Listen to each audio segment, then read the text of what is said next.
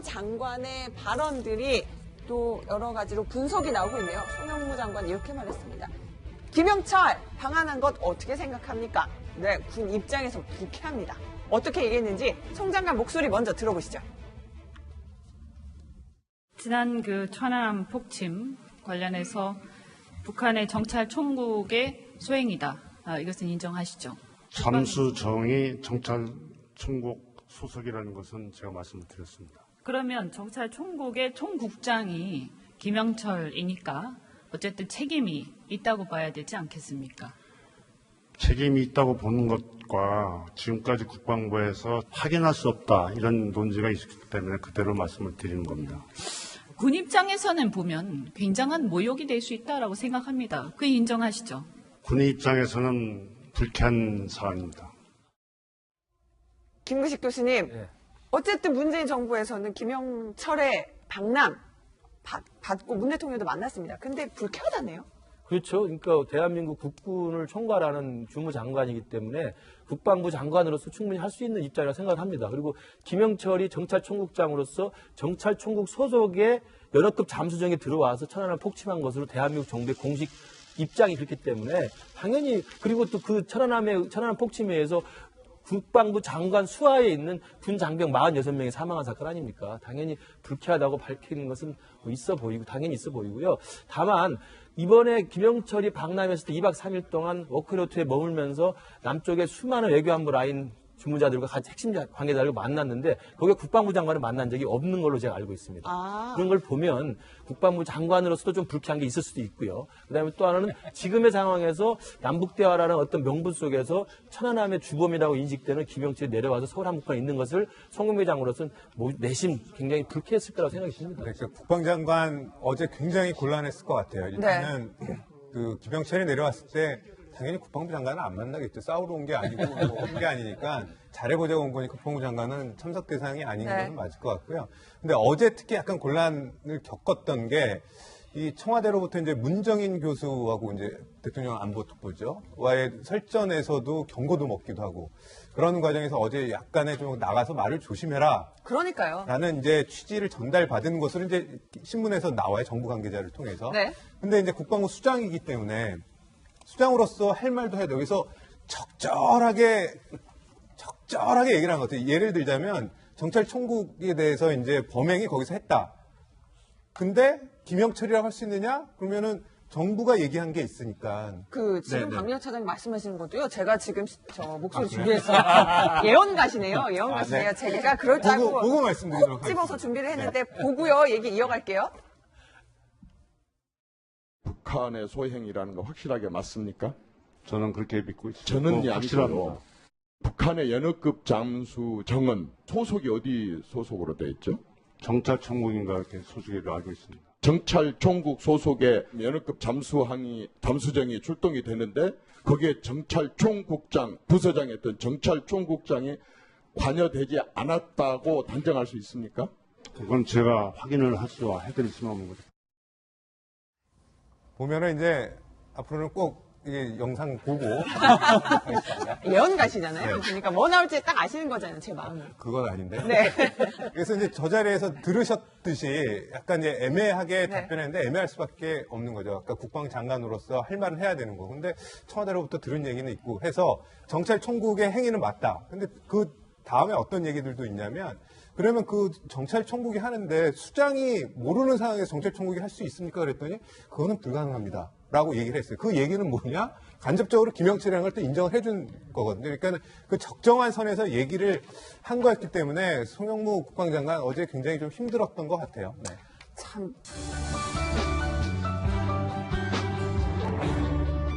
지금 이 얼어붙은 관계에서 지금 제일 중요한 건 북미 수교가 최선이다. 그러면서 북한은 핵시설 먼저 좀 폐기해보면 어떠냐 이런 제안까지 했는데요. 문정인 특보 또 미국에서 어떤 강연을 했는지 문특보 강연 내용 듣고 얘기 이어가겠습니다. North Korea, we should come with all the possible options on the table, okay, including diplomatic normalization between the U.S. and North Korea. We need some kind of imagination in dealing with North Korea. While maintaining nuclear weapons, they wanted to get American recognition. That is the ultimate goal. we are trying to find out and how to lower North Korean expectation while making North Korea denuclearized. 미국에서 강연이어서 영어로 강연을 하시는데 네. 북미 수교가 최선이다. 뭔가 이제 특보는 늘 강연을 하실 때 개인 자격이다, 교수 자격이다 말씀을 하시는데 문특보의 얘기가 보통은 또 많이 또 문재인 정부에서 결국은 그렇게 되는 경우가 많았잖아요.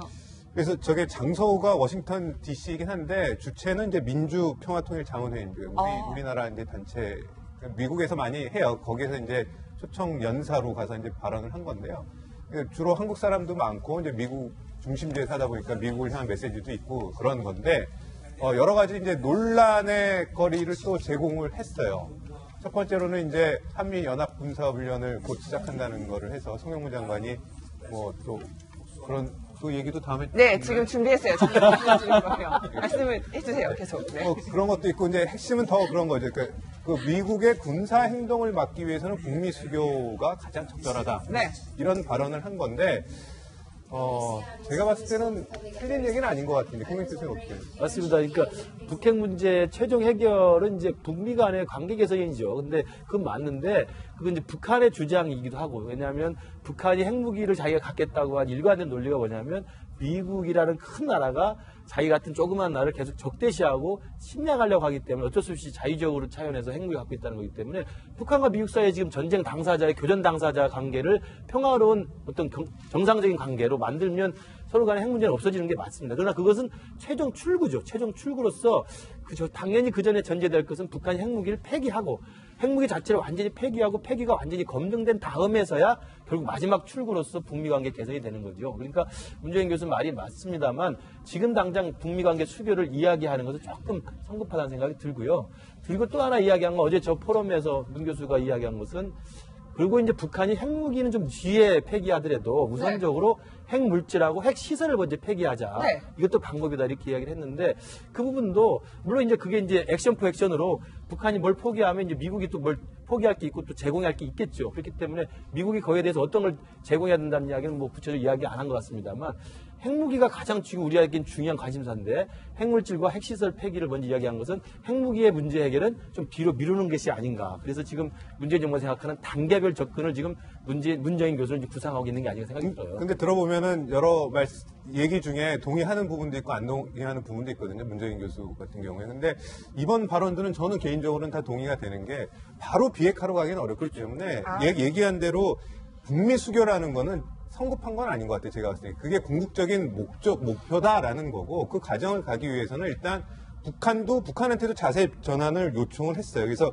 핵 시설 물질 검증 가능하게 폐기할 수 있는 자세가 돼야 된다. 김구식 교수님은 그걸로 부족하다고 하는데 지금 시작하는 단계이기 때문에 뭔가 의지를 보여줘야 된다는 얘기이기 때문에 이 정도까지는 보여줘라 이렇게 얘기를 한 거고 그래야 우리 정부가 어느 정도 설득할 수 있다 이렇게 얘기를 하고 있는 겁니다. 강민하 차장한테서 이것도 네. 또 물어보고 싶어요. 네. 문정인 특보 발언 여러 가지가 있는데 이 발언도 있습니다. 자, 대한민국 대통령 군사주권 갖고 있고 대통령이 주한미군더러 나가라고 하면 나가야지. 네. 라는 취지로 얘기도 했네요. 이 발언도 저것도 원론적인 얘기죠. 그러니까는 전시작전권에서 작전권이 우리한테 없다고 해서 군사 주권이 없는 건 아니거든요. 그래서 군사 주권이 우리한테 갖고 있기 때문에 그 예를 좀 극단적인 예를 든 거가 문제인 거죠. 이 내용은 맞아요. 그러니까 대통령이 군사 주권 갖고 있기 때문에 맞는 말이죠. 주한미군한테 네. 나가라고 하면 나갈 수밖에 없다는 건데 문제는 왜 하필 이 시점에 그걸 얘기를 해서 논란을 만드느냐는 약간 의심점이 드는데 근데 그런 것 같아요. 그러니까 문재인 정부에 있어서 외교 안보 라인에 있어서는 다양한 목소리가 있지 않습니까? 강경한 입장도 있고 온건한 입장도 있는데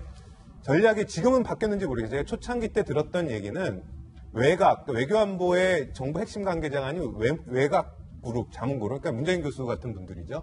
이분들은 상상 가능한 모든 조치를 리버럴하게 굉장히 유연하게 밖에서 얘기를 하고 정부에서는 굉장히 엄격하게 보수층도 좀 생각한 그러한 정책들을 내는 이 투트랙 전략으로 가겠다라는 게 외교안보 분야의 전략이었었는데 그게 지금까지도 유효한 건지 아니면 생각이 좀 다른 건지는 좀 봐야 될 것 같아요. 여기 전자권 환수 문제를 끄집어내면서 이와 같은 발언을 한 것으로 보이는데요. 사실 이제 우리 정부 입장에서 올해 굉장히 미국 간의 관계에서 중요한 이벤트가 하나 남아있는 게 방위비 분담금 협정 내용들이 남아있는 것 아니겠습니까?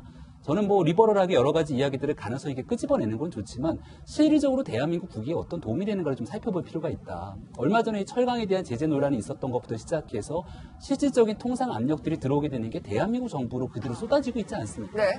결과론적으로 방위비 분담금 협정에 대해서도 트럼프 정부는 전혀 물러설 생각이 없고 여기에 대해서 이제 공약까지 한 바 있는 상태에서 굳건한 한미동맹 관계가 지금 그대로 유지가 되고 있는 것인가.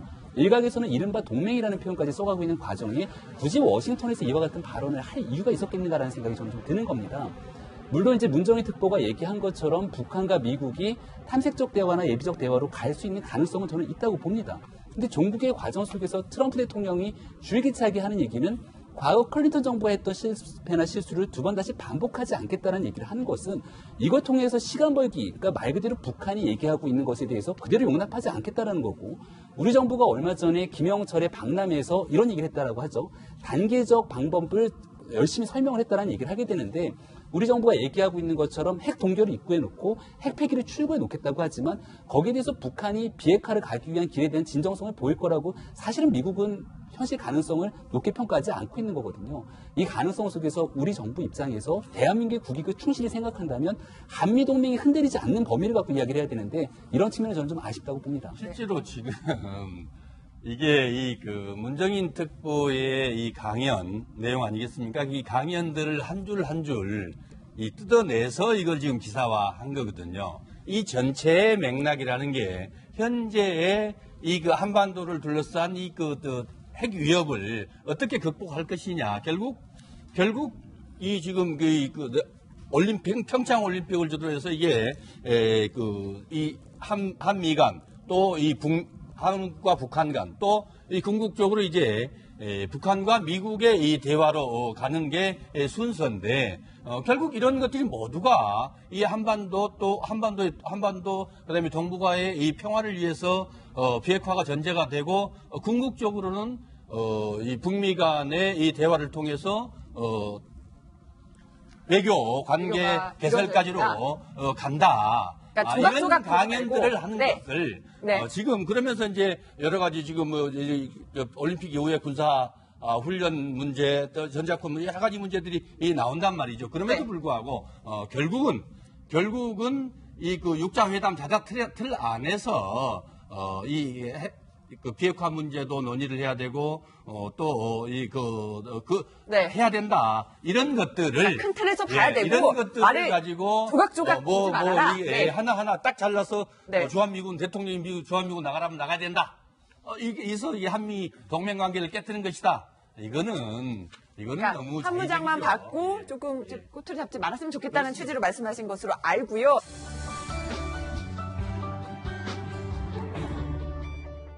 문 특보가 어제 강연에서 평창 올림픽 이후에 4월쯤에 이제 연기된 한미합동 군사훈련 4월 첫 주 재개될 것이다 이런 발언을 했는데 여기에 대해서도요 국회에서는 송 장관에게 질문이 떨어졌습니다. 박미혁 차장이 얘기했던 아까 그 장면으로 잠시 가보겠습니다. 문정인 대통령 외교안보 특보는 27일 날 평창 동계올림픽을 계기로 연기된 한미합동 군사훈련이 4월 첫 주에 재개될 것이다. 그런 얘기를 했을지는 몰라도 그런 걸 결정하는 위치는 아니라고 생각합니다. 근데 왜 이렇게 계속 이분은 이렇게 앞서가고 4월 첫 주 한미합동 군사훈련 재개 발언, 이 발언은 맞는 겁니까? 틀린 겁니까? 제가 그건 다답하기가 적당치 않다고 생각합니다. 발언 내용에 대해서 알고는 있는데 예. 말하기가 뭐하시다 이거예요? 예. 말하기가 왜 뭐하세요? 아니 그건 맞다고 얘기하기도 그렇고 틀리기도 그렇고 아니 박미혁 차장 네. 자유한국당 의원들이 아예 콕 집어서 늘 문정인 특보 발언을 꼭 송 장관한테 물어봐요. 근데 입장 바꿔 생각해보면 네. 국방장관이 할 말을 네. 미국에서 문정인 특보가 얘기를 하면 기분이 좋겠습니까? 내가 얘기해야 될 맞네. 사안인데 그리고 그러네요. 네. 되게 민감하게 분명히 여러 차례 얘기했는데 올림픽 끝난 다음에 한미가 합동으로 발표를 하겠다고 얘기를 했는데 그러네요. 문정인 특보가 미국 가서 4월 초에 하겠습니다. 그러면 누가 좋아하겠습니다. 이게 당황스럽죠. 그 전에 뭐 놀랐는데 짜증이 날 것 같은데 핵심은 그겁니다. 취재해 보니까 한미연합훈련은 열리긴 열릴 것 같습니다. 그러니까 문정인 특보가 얘기하는 건 혹시 4월 초 가기 전에 북미 간에 극적인 뭔가 타협이 있으면 가능성은 있지만 현재로서는 열리는 거고 다만 북한 쪽에서 그거와 관련돼서 어느 정도 얘기를 인정을 할지는 모르겠지만 거기에 따라서 달라지면 규모나 여러 가지로 달라질 수 있지만 일단 열리긴 열릴 것이다라는 네. 것에 대해서는 이견이 일단은 정부 내에서는 없는 걸로 알고 있습니다. 지금 서가번 의원님 저 궁금해요. 이제 정말 그 정부 핵심 인사들 다 가까우시니까 자 문재인 대통령은 문정인 특보 마음에 더 가깝습니까? 송영무 장관 마음에 더 가깝습니까? 저거 자막에도 나옵니다만은 예. 문정인 특보가 하신 말씀이 지극히 원론적인 얘기 아니겠습니까? 북미 대화 땐 타협도 가능하다.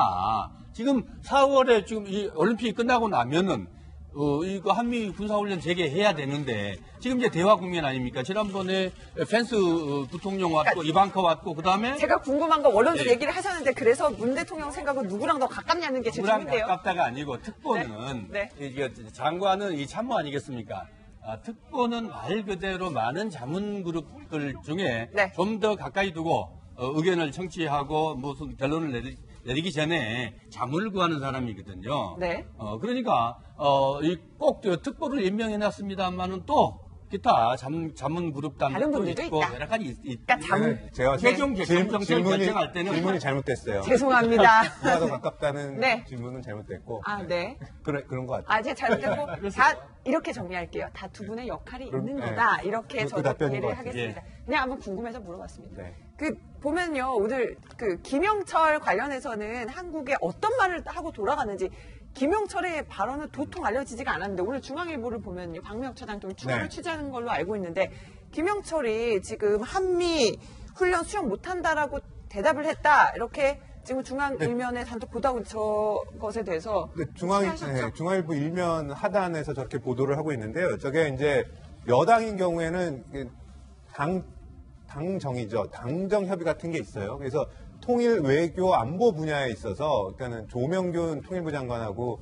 임성남 차관이 외교부 차관이 이제 민주당하고 만나서 비공개 그러면 이제 정부에서 이런 일이 벌어지고 있습니다. 이렇게 좀 서로 의견을 얘기하고 정보를 교류를 해요. 그 자리에서 나온 얘기를 저렇게 쓴 건데 네. 또 올림픽 기간 동안에 김영철과 북한 대표단을 만난 자리에서 우리는 한미연합훈련은 예정된 거기 때문에 그냥 할 수밖에 없다라는 거를 누차 얘기했고 네. 그렇게 얘기를 하니까 김영철이 한미훈련 수용 못하겠다라는 식의 답변을 했다라는 거를 그 자리에서 조명근 장관인지 임성래 차관인지 모르겠으나 정부 관계자가 민주당 쪽에 설명을 했다는 내용을 보도를 한 거예요. 근데 더 확인해 보니까 네. 북한 쪽에서 당연히 한미연합훈련 수용 못하겠다라고 답한 건 맞아요. 근데 답한 사람이 김영철인지 꼭 집어서 아니면 김영철이 아닌 그 누군지는 아직 더 취재를 해봐야 될 것 같고요. 북한 대표단 쪽에서 수용 못한다라는 입장을 밝히고 간 거는 맞습니다. 네, 남북관계, 북미관계 풀어내기까지 또 여러 또 과정을 좀 거쳐야 될 것으로 보이네요.